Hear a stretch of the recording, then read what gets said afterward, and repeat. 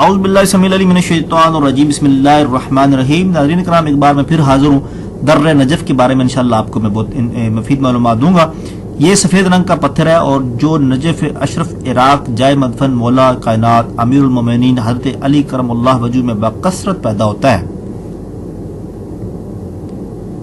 عظمت کے لحاظ سے اس دنیا کا کوئی پتھر اس کے ہم پلہ نہیں ہے.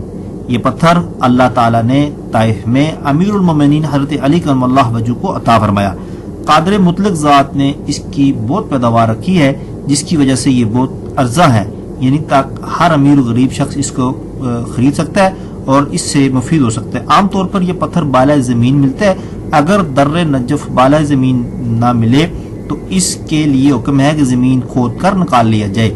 اس نگینے کو نجف اشرف میں زیر زمین ڈھونڈنے پر مل جاتا ہے، جو بفضیلت ہونے کی وجہ سے لوگ عراق سے زیارت کے بعد واپس آنے پر ایک دوسرے کو سوغات کے طور پر پیش کرتے ہیں اور بڑی عقیدت مندی سے اپنے پاس رکھتے ہیں. یہ نگینہ سفید دودھیا رنگ کا بہت چمکدار ہوتا ہے. بعض اوقات اس نگینے کی رنگت میں گلابی اور نیلگون جلک سی آ رہی ہوتی ہے جو برائے نام ہوتی ہے. یہ پتھر دنیا میں دو اقسام میں پایا جاتا ہے: در نجف بری اور در نجف بحری. در نجف بری 3 قسموں میں پایا جاتا ہے، جس کی ایک قسم ہے در نجف، موئے نجف اور تصویر نجف. در نجف یہ سفید چمکدار پتھر ہے. موئے نجف، اس پتھر کے اندر کالے بال کی طرح درمیان میں ایک لکیر ہوتی ہے. کہا جاتا ہے کہ اس پتھر میں مولا کائنات کے بال کا عکس ہے اور لکیریں ایک سے زیادہ بھی ہوتی ہیں. نجف اس پتھر کے اندر صاحب ذوالفقار کی شبیہ کا عکس دکھائی دیتا ہے.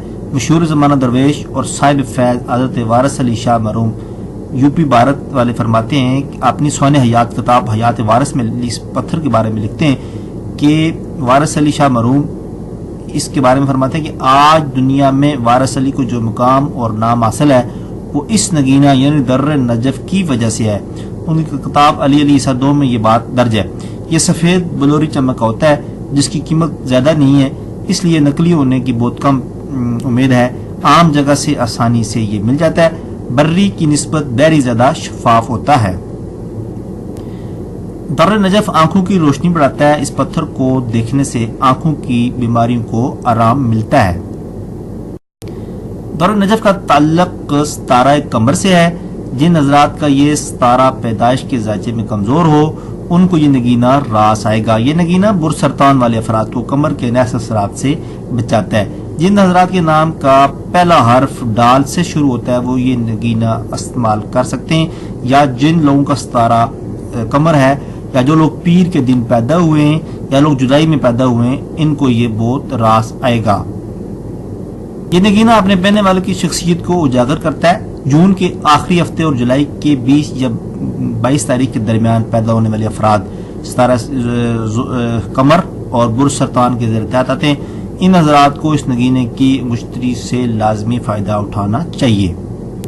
علم الاعداد کی روح سے جن حضرات کے نام یا تاریخ پیدائش کے اعداد 2 بنتے ہوں یا 7 بنتے ہوں ان کے لیے یہ پتھر بہت موزوں ہے. الغرض یہ نگینہ نئے سیارے کے اثرات زائل کرنے میں معاون ہے. یہی وجہ ہے کہ علم جعفر کے ماہر اس پتھر پر مختلف نقوش کندہ کرا کر بہت سے فائدہ حاصل کرتے ہیں. اپنے نام کی مناسبت سے نجف کے گرد انواع میں یہ بکثرت پایا جاتا ہے. معتبر روایت میں یہ بھی پایا جاتا ہے، لکھا ہوا ہے کہ در نجف کی انگشتری خالق دو عالم نے امیر المومنین حضرت علی کرم الوجہ کو تحفے کے طور پر بذریعہ حضرت جبرائیل علیہ السلام عطا فرمائی تھی. یہی وجہ ہے کہ اس کی عظمت کے برابر کوئی اور پتھر نہیں ہے.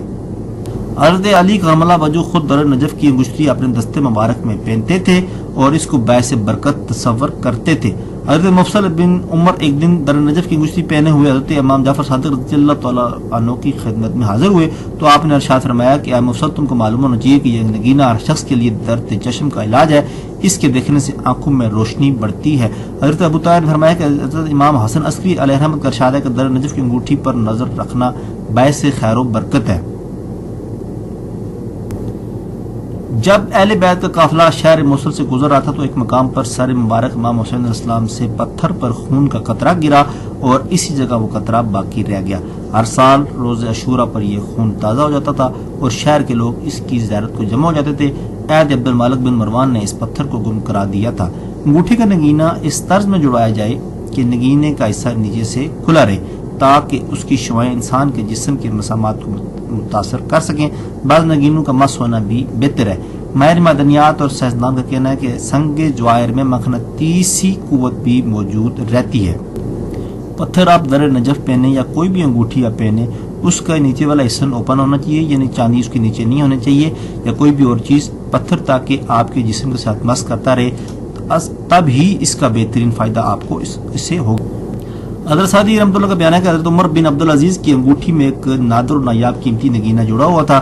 ملک میں 1 سال قید پڑا۔ جب آپ کو اس کا علم ہوا تو آپ نے قیمتی وہ انگوٹھی فروخت کر دی اور اس سے وصول ہونے والی تمام رقم سے اناج خرید کر تقسیم کرا دیا۔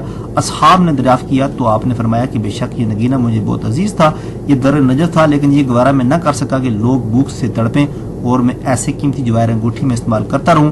خاندان نے کہ خلیفہ جو سلیمان بن عبد المالک کے بعد انتخاب کے ذریعے تخت پر بیٹھے، یہ عمر ثانی کہلاتے ہیں۔ عمر بن عبدالعزیز کو عمر ثانی کے نام سے بھی پکارا جاتا ہے۔ سنگ جواہر نگینہ سے علاج بھی کیا جا سکتا ہے۔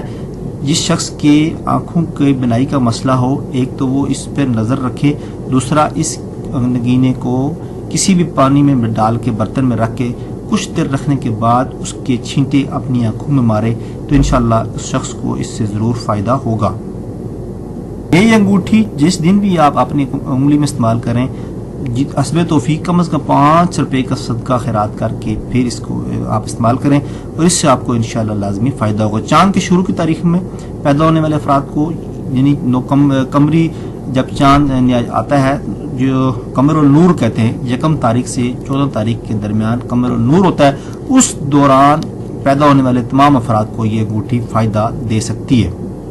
ناظرین کرام، میں امید کرتا ہوں کہ آپ کو یہ میری ویڈیو ضرور پسند آئے گی اور میں یہ بھی امید کرتا ہوں کہ آپ میرے اس چینل کو لازمی سبسکرائب بھی کریں گے اور دوستوں کے ساتھ شیئر بھی کریں گے۔